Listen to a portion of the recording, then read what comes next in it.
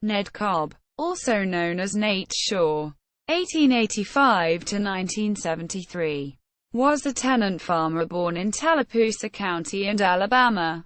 He joined the Sharecroppers Union, SCU, in 1931, which was founded the same year.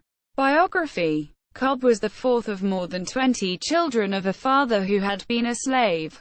The children had at least 3 mothers and some were illegitimate.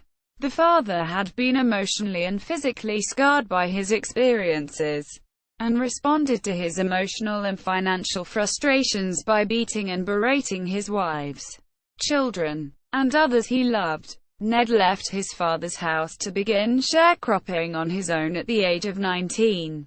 He married and began a family about the same time. Realizing that the men needed help, he joined the Alabama Sharecroppers Union in 1931 to fight for justice for black people and against exploitation. Cobb was a hard worker and was not going to let the white-dominant race run his life. He continued to fight against unfair treatment of tenant farmers by starting a tenant farmers union. Cobb continued to climb the ladder of success from wage labor to sharecropper. He was finally able to own his own crops and land. He focused on growing cotton.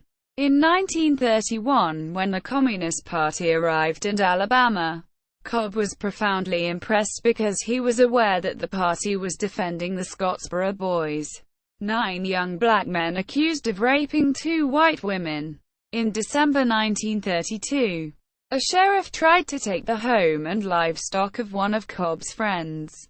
Cobb defended his friend and in turn was involved in a shootout in which he was wounded and arrested. Cobb was sentenced to 13 years in jail. Cobb was offered parole if he would agree to give up his farm and relocate to Birmingham. Instead, he served his full sentence and after release in 1945 returned to his farm. The fluctuating cotton market before and after the Great Depression led to extremely hard times for Southern sharecroppers and cotton farmers. Many were increasingly victimized by white landowners who sought to recoup their own monetary losses by seizing the property of their tenant farmers. Cobb gained great recognition and praise, for as a black man, he was making a name for himself.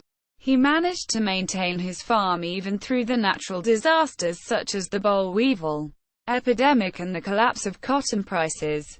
Ned, by now a middle-aged man and successful by the standards of the time, he was particularly proud of the fact he supplied his grown sons with mules and other means of making a living. Saw many of his fellow sharecroppers dispossessed due to debt to landowners and then even saw others such as himself, who were not in debt, lose property on highly specious allegations.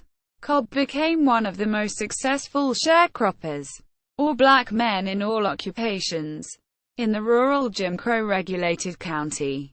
Within a few years he owned his own mules, a truck, and a car, all of them paid for.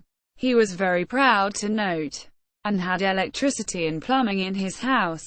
All of those distinctions distanced him from most black men and many poor white farmers in his vicinity. Although uneducated and illiterate, he was innately intelligent, and avoided the sharecroppers' commonly hopeless cycle of debt and poverty by his abilities to innovate in agriculture and to avoid many of the mistakes of others.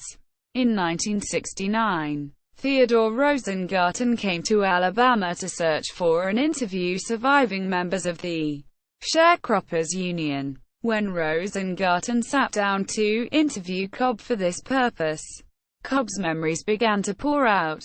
The resulting book, All God's Dangers, The Life of Nate Shaw, stands as a larger history of the life of a black tenant farmer raising cotton in Jim Crow, Alabama.